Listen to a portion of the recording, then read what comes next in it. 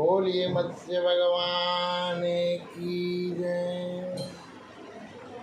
श्री गुरु पदयुगवंत के हरि चरणाचितदार श्री मत्स्य पुराण कथा कहूमती अनुसार प्राणिन को फल देत जो पाप पुण्य अनुसार उनकी कथा अनूप ये मुद मंगल दाता। बोलिए श्री मत्स्य भगवान की जय। बोलिए श्री कृष्ण भगवान की जय। मत्स्य पुराण कथा 142वां अध्याय युगों की काल गणना तथा त्रेता युग का वर्णन। चतुर्युगाणि यानि स्यु पूर्वे स्वाम्भुवेन्तर येषां निसंग संख्यात श्रोतुमिच्छामो विस्तरातम्। ऋषियों ने पूछा, सुत जी, पूर्व काल में स्वाम्भु मनवंतर में जिन 4 युगों का प्रवर्तन हुआ उनकी सृष्टि और संख्या के विषय में हम लोग विस्तार पूर्वक सुनना चाहते हैं। तो सुत जी कहते हैं कि ऋषियों, पृथ्वी और आकाश के प्रसंग से मैंने पहले ही इन 4 युगों का वर्णन कर दिया। फिर भी यदि आप लोगों को उनको सुनने की अभिलाषा है तो संख्या पूर्वक उनके प्रमाण को विस्तार के साथ समूचे रूप में बतला रहा हूँ। सुनिए। लौकिक प्रमाण के द्वारा मानवीय वर्ष का आज से लेकर उसी के अनुसार गणना करके 4 युगों का प्रमाण बतला रहा हूँ।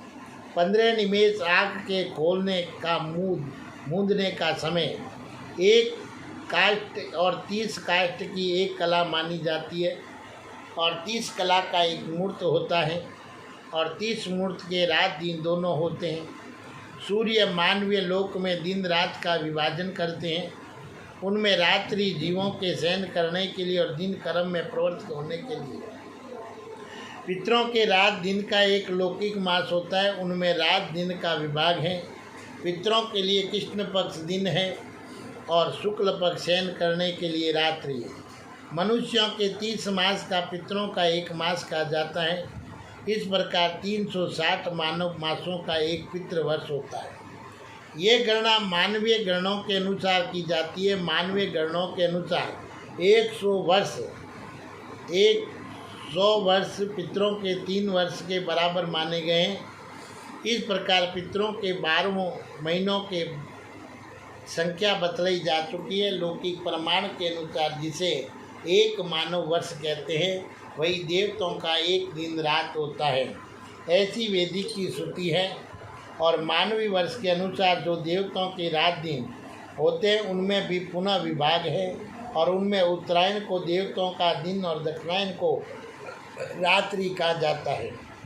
इस प्रकार दिव्य रात दिन की गणना बतलाई जा चुकी है। 30 मानवीय वर्षों का एक दिव्य मास बतलाया जाता है। इसी प्रकार 100 मानवीय वर्षों का 3 दिव्य मास माना गया है। ये दिव्य गणना की विधि कही जाती है और मानुष्य गणना के अनुसार 360 वर्षों का दिव्य देव वर्ष कहा गया है और मानुष गणना के अनुसार 3030 वर्ष का एक सप्तऋषि वर्ष होता है। 9090 मानुष वर्षों का एक ध्रुव संवत्सर कहलाता है। 96,000 मानुष वर्षों का 1000 दिव्य वर्ष होता है। ऐसा गणितज्ञ लोग कहते हैं कि द्विजवरों, इस प्रकार ऋषियों द्वारा दिव्य गणना के अनुसार ये गणना बतलाई गई है कि इसी दिव्य प्रमाण के अनुसार युग संख्या की भी कल्पना की गई है। ऋषियों ने इस भारतवर्ष में 4 युग बतलाए गए हैं। उन 4 युगों के नाम हैं कृतयुग, त्रेता युग, द्वापर और कलिंग। देखो, सबसे बड़ी अच्छी बात है कि अपने भारत के अंदर ये 4 युग गिने जा रहे हैं और 4 युग बिल्कुल 4 युगों के बराबर होते हैं, है ना। सतयुग में बड़े बड़े राजा सत्यम जैसे हरिश्चंद्र वगैरह हैं। त्रेता में रामचंद्र जी हैं। द्वापर में कृष्ण भगवान और कलयुग में कलिंग अवतार होगा और कलयुग के लक्षण भी दिख रहे हैं। तो इस प्रकार ये सत्य है तो सारा हिंदू अपना भारत सत्य है। भारत देश बड़ा धर्मी देश है और बड़ा विश्वासी और परमात्मा के आधार पे चलने वाला है। तो इनमें सर्वप्रथम कृत युग, तत्पश्चात त्रेता, तब द्वापर और कलयुग आने की परिकल्पना की गई है। उनमें कृत युग 4000 दिव्य वर्षों का बतलाया गया है। इसी प्रकार 400 वर्षों की उसकी संध्या और 400 वर्षों का संध्यांश होता है और इसके अतिरिक्त संध्या और संध्यांश सहित अन्य तीनों युगों में हजारों और सैकड़ों की संख्या में एक चतुर्थांश कम हो जाता है। इस प्रकार युग संख्या ज्ञाता लोग त्रेता का प्रमाण 3000 वर्ष, उसकी संध्या का प्रमाण और 300 वर्ष और संध्या के बराबर संध्यांश का प्रमाण 300 वर्ष बतलाया गया है। द्वापर का प्रमाण 2000 वर्ष और 2000 वर्ष की संध्या और उसकी संध्या और संध्यांश का प्रमाण 200 अर्थात 400 वर्ष का होता है। तो 4 4 8 और 6 6 12 और 3 3 6 और 2 2 4 और 1 1 2 100 वर्षों का कलयुग है। तो 400 वर्षों का होता है कलयुग। 1000 वर्षों का बतलाया गया है तथा उसकी संध्या और संध्यांश मिलकर 200 वर्षों के होते हैं। इस प्रकार कृत युग, त्रेता, द्वापर और कलयुग ये 4 युग होते हैं और इनकी काल संख्या 12000 दिव्य वर्षों की बताई गई है। और अब मानुष वर्ष के अनुसार इन युगों में कितना वर्ष होता है उसे सुनिए। और इनमें कृत युग 17,88,000 वर्षों का कहा जाता है और इस मानुष्य गणना के अनुसार त्रेता युग की वर्ष संख्या 12,96,000 बतलाई गई है। द्वापर 8,64,000 मानुष्य वर्षों का होता है और मानुष्य गणना के अनुसार कलयुग का मान 4,32,000 वर्षा का कहा गया है। चारों युगों की यह अवस्था मानव गणना के अनुसार इस प्रकार संध्या और संध्यांश सहित चारों युगों की संख्या बताई जा चुकी है। अब मनवंतर का वर्णन करते हैं कि इन कृतयुग, त्रेता आदि युगों की ये चौकड़ी जब 71 बार बीत जाती है तब उसे एक मनवंतर कहते हैं। और अब मनवंतर की वर्ष संख्या मानुष गणना के अनुसार सुनिए।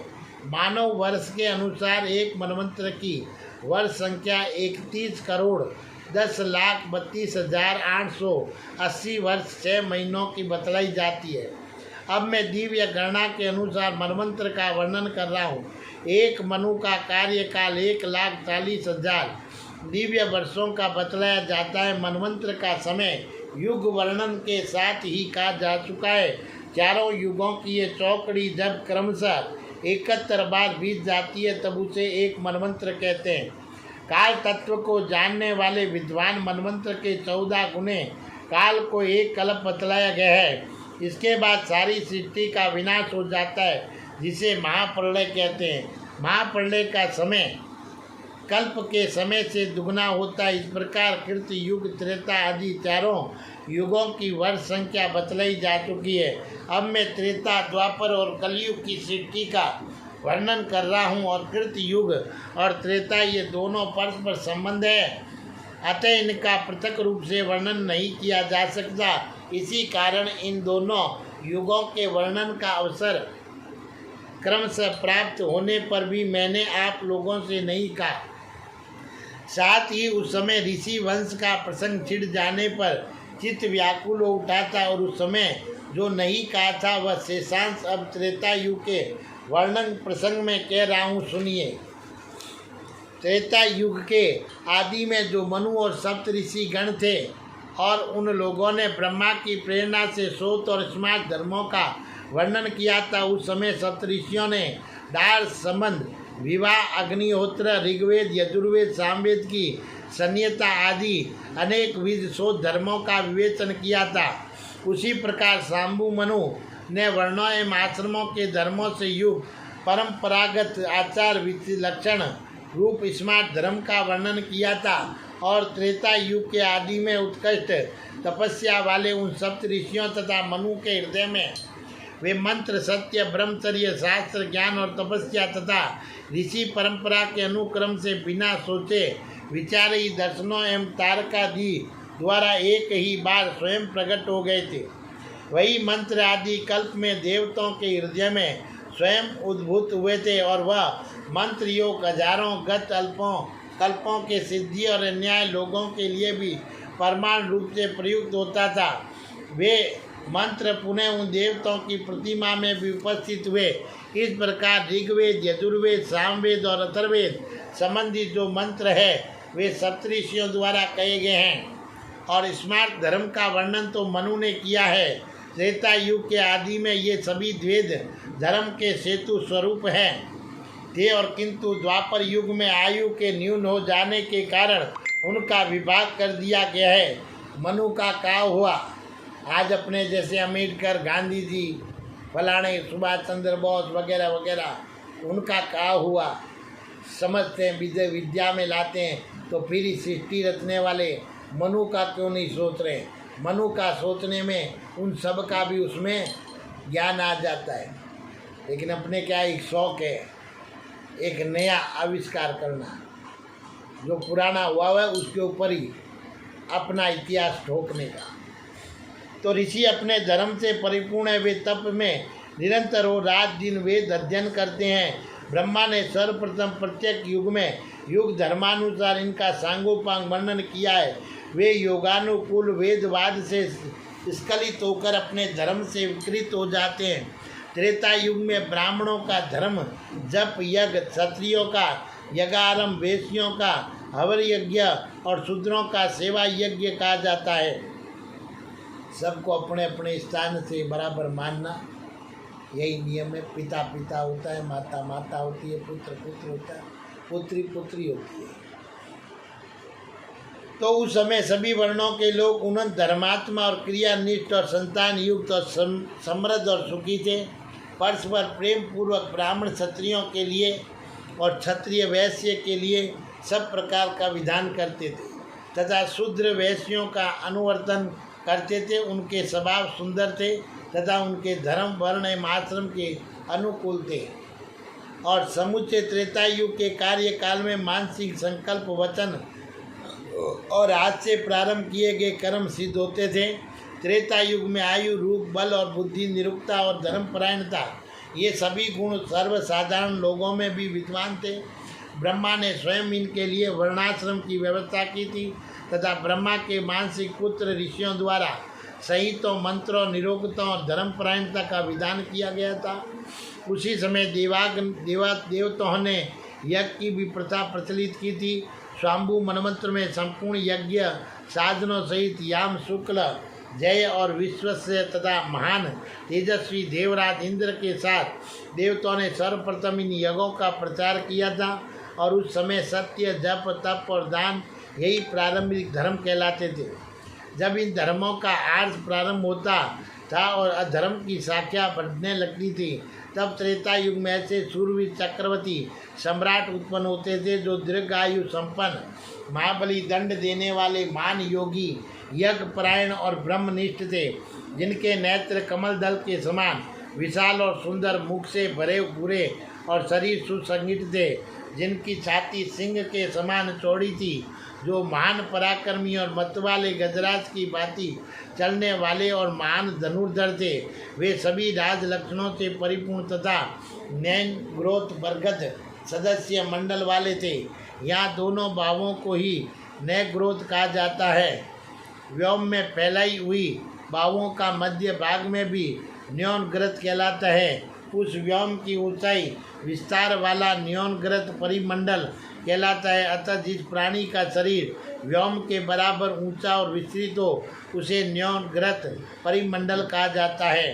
पूर्व काल के स्वाम्भु मनवंत्र में चक्र शासन अज्ञात भी रथ, मणि, भार्या, निधि, अश्वा और गज ये सातों चल रतन कहे जाते हैं। दूसरा चक्र अचल, रथ, मणि, खड्ग, धनुष, रत्न, झंडा और खजाना ये स्थिर अचल सप्त रक्त हैं और सब मिलकर यही भी राजाओं के 14 रत्न हैं। बीते हुए एवं आने वाले सभी मनवंतरों में भूतल पर चक्रवर्ती सम्राट विष्णु के अंश से उत्पन्न होते हैं। और इस प्रकार भूत भविष्य और वर्तमान में जितने त्रेता युग होंगे और है, उन सभी में चक्रवर्ती सम्राट उत्पन्न होते हैं। उन भूपालों के बल, धर्म, सुख और धन ये चतुर्भुज चारों अत्यंत अद्भुत और मांगलिक होते हैं। और उन राजाओं का अर्थ है धर्म, काम, यश और विजय। ये सभी समान रूप से परस्पर अवरोध भाव से प्राप्त होते हैं। और प्रभु शक्ति और बल से संपन्न वे निरपति गण, ऐश्वर्य, अरुणिमा आदि सिद्धि, शास्त्र, ज्ञान और तपस्या में ऋषियों से भी बढ़ चढ़कर होते हैं। इसलिए वे संपूर्ण देव, दानवों और मानवों को बलपूर्वक पराजित कर देते हैं। उनके शरीर में स्थित सभी लक्षण दिए होते हैं।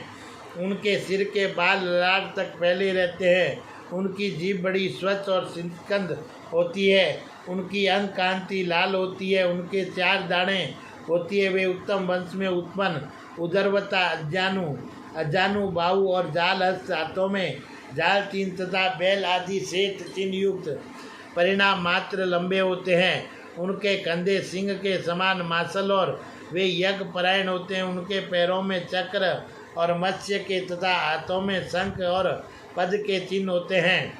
वे बुढ़ापा और व्याधि से रहित होकर 85,000 वर्षों तक जीवित रहते हैं। वे चक्रवर्ती सम्राट अंतरिक्ष, समुद्र, पाताल और पर्वत, इन चारों स्थानों में एकाकी एवं स्वतंत्र रूप से विचरण करते हैं। यज्ञ, दान, तप और सत्य भाषण ये त्रेता युग के प्रधान धर्म कहे गए हैं। ये धर्म वर्ण एवं आश्रम के विभाग पूर्वक प्रवृत्त होते हैं। इनमें मर्यादा की स्थापना के निमित्त दंड नीति का प्रयोग किया जाता है। त्रेता युग में एक वेद 4 भागों में विभक्त होकर विधान करता है और उस समय सभी लोग अष्टपुष्ट, निरोग और सफल मनोरथ होते हैं। वे प्रजाएं 3000 वर्षों तक जीवित रहती है और पुत्र पौत्र से युक्त होकर क्रमशः मृत्यु को प्राप्त होती है। यही त्रेता युग का स्वभाव है। अब उसकी संध्या के विषय में सुनिए। इसकी संध्या में युग स्वभाव का एक चरण रह जाता है। उसी प्रकार संध्यांश में संध्या का चतुर्थांश शेष रहता है, अर्थात उत्तरोत्तर पवित्र होता है। बोलिए श्री कृष्ण भगवान की जय। हरि आनंद।